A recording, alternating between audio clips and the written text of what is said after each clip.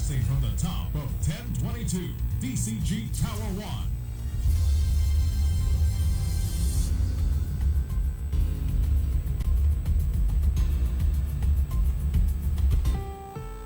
The following is a paid broadcast.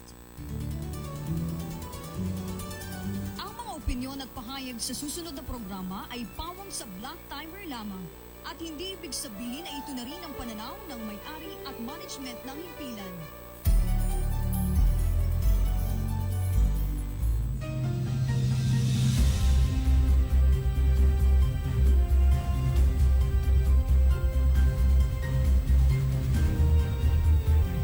Magandang umaga, lungsod ng Tayamas, lungsod ng Lucena, una hanggang ikapat na distrito ng ating lalawigan ng Quezon, Luzon, Visayas at Mindanao, buong bansa. Nagpupugay po palatuntunang stand-up balikatan para sa Sulong Quezon ngayong araw na ito. Araw po ngayon ng Miyerkules, ika-21 na sa buwan ng Oktubre, taong 2020. Siyempre, ako po ang isa sa inyo mga kabalitaan ngayong umagang ito, maliit at tinig mula sa bahagi ng Bondok Peninsula, nagmamalaki anak po na magsasakang magniniyog, si Celine Tutur. Magandang umaga po at si King Pormaran po, samahan nyo kami sa loob lamang ng isang oras dito po sa broadcast sa Channel 6 at ganoon din po sa tatlo pang pinakamalalakas na radyo, ang 95.1 Kiss FM, 97.5 Radio City, 105.3 FM, Pakakak ng Bayan at meron pa po kami sasabihin ng ating partner dyan sa bahagi ng 4th District at sa Infanta po. Si King Siyempre, Pormaran po. sa lahat po ng mga nakatutok sa ating pagtalakay ngayon, lalo tigit laksan po ang inyong transistor radio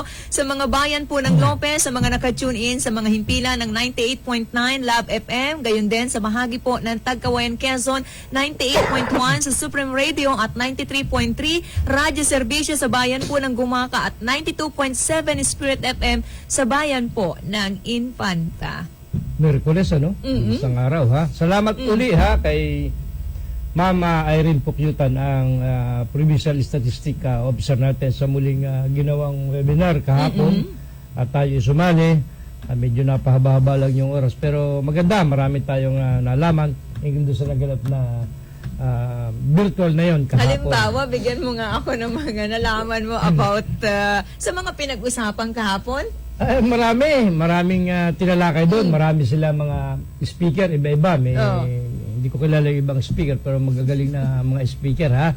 Kaya maganda yung naging talakayan. Magaling sumagot, ano? Mamayirin po marami. Kaya maubos yung oras ko pag binanggit ko lahat, yung mga napag-usapan doon. Ikaw, ano ba nakuha mo doon? Yung kahalagahan ng istatistika, napaka-importante po niyan sa kahit, alam mo naman, pag ang bata ay lumalaki, tinuturuan na tayo magkwenta.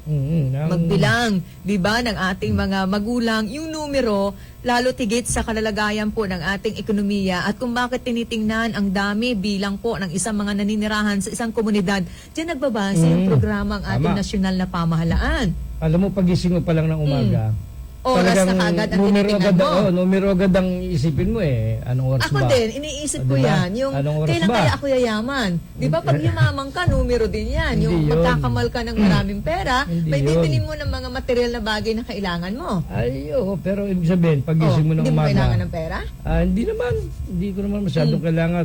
Alam mo naman ako, simple living lang. Oo.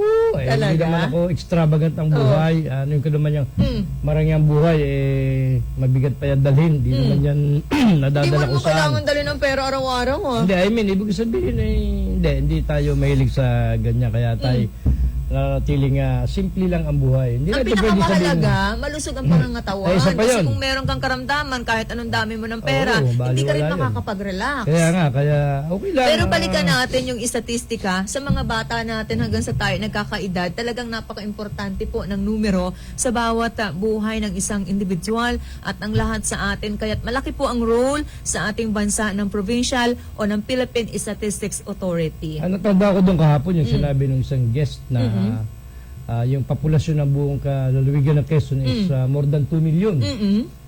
Kasama na doon yung lungsod ng Lucena kasi is more than 270,000. Okay. Lucena pa lang yon. Ngayon, pag isinama mo pa sa populasyon ng buong ng Quezon, more than 2 million yung isa sa mga natandaan At inaasahang dadami yan dahil sa panahon ngayon nang meron tayong pandemya, nasa gitna po tayo ng krisis. Alam mo ba, dumami ang nagbuntis. Same, oo. Kahit naman sa ibang probinsya, tumaas yung... Anong paliwanag dyan? Kasi nga, ang Ikaw tao... lalaki ka, tanongin ang- kita, bakit nabubuntis yung mga babae? Hindi, kasi di ba mahabang panahon na naka-lockdown tayo. So, Oo. siyempre, ano bang pagagawin mo? Natural, siyempre... Ikaw ang gagawa, lalaki. Yung Hindi nga. babae, pagka... I mean, Oo. siyempre, let's say sa Di ba, mag-asawa, Michelle Soleta? lalo sa Oo. mag-asawa, lalo yung mga bagets pa, mga bata pa, di yun at yun ang gagawin. Ibig mo sabihin, hindi mo na ginagawa yun? Hindi na, medyo may edad na tayo sapagkat 45 na ako eh. Okay. Medyo tapos tayo sa mga ganyang panahon. Okay. Kaya ganun yun, lalo na yung mga bata na, ba, kung isa pa ang anak, dalawa, pwede pa naman talagang sundan. Kung okay na bata-bata pa, siyempre gusto ko pang magkaroon. Kaya lang, 44 na nga ako, sabi ko sa iyo, kaya yun yung nangyari, kaya tumaas, dumami ang... Pero blessings daw yan, sabi ni Secretary Harry Roque, tinitingnan po ng ating pamahalaan. Biyaya yan. Siyempre, kahit naman tayo, mga tao, kapag ka nadadagdagan ang miyembro ng ating pamilya, di ba tinitingnan din natin yan? Siyempre Biyaya, naman. Oo, blessings. naman. Tapos pag lumaki na, sasabihin ng magulang leche ka. Ano ka? Visit Ano pa? Mga ganon. Yun ang... Kung yun ang mahirap ano. ang pamilya at talaga namang pinoproblema natin yung pansaing kada oras ng magluluto po tayo, talaga namang sasakit ang ulo mo kung medyo marami kayo sa miyembro. Oo naman. No? Pero kung nakakariwasa ka sa buhay, kahit ilan pa yan, kayang-kayang buhayin eh. Ay, syempre naman, no. Kaya dapat limitahan po natin, tingnan po natin yung ating kapasidad, yung ating kakayanan na mabuhay natin yung ating mga anak at magiging anak pa. Oo, at, Swerte po ang anak. Titingnan natin sa positibong bahagi, biyaya po talaga yan. syempre, yan naman ay lahat naman ng bagay sa mundong ito may advantage, disadvantage. Yes. May advantage din yung maraming anak, Oo. disadvantage din niya kung minsan. Lalo kung sa pag-edad mo, mas masayang marami kang anak. Maganda yon. Ngayon, sa pagtanda mo, Tsaka mas isa, maganda dalawa yung lang, may diba? pamamana ka sa anak mo, mawala ka man parang kaya nilang makatayo sa sarili nilang paa. Kaya nga di ba yung edukasyon, sinasabing yan ang unang pamanang maibibigay po ng ating mga magulangin sa kanilang mga anak na hindi po mawawala o mananakaw kailanman. Yung- Kaya mag-aral na mabuti ha. Yung ikaw ay napalaki ng magulang mo kahit Nang maayos. nang wala namang ipinamana sa iyo, sapat na 'yon sapagkat sabi nga ng mga matatanda ang anak daw ay hindi makakabawi ng utang na loob sa magulang kahit patanda rin ang pinong-pino. Usapang parenthood ba to? Oo, di ba? Sabi kahit ikaw itanda rin ang pinong-pino, hindi ka pa makakabawi ng utang na loob sa magulang mo. Wala namang gumagawa ng magulang. Hindi, Maliban na lang kasi kung yan bangag yun. ka sa Hindi. illegal na droga. Magandang umaga sa ating mahusay na Chief of Police ng Lungsod ng Lucena, Police Lieutenant Colonel Romulo Bong Albacea. Siyempre, kasabihan lang yun. Pero, siyempre, hindi naman literal yun. I mean, ang punto doon ay ang bata, mula pagkasilang, Oo. ayaw nga padapuan ng lamok ng magulang ang bata.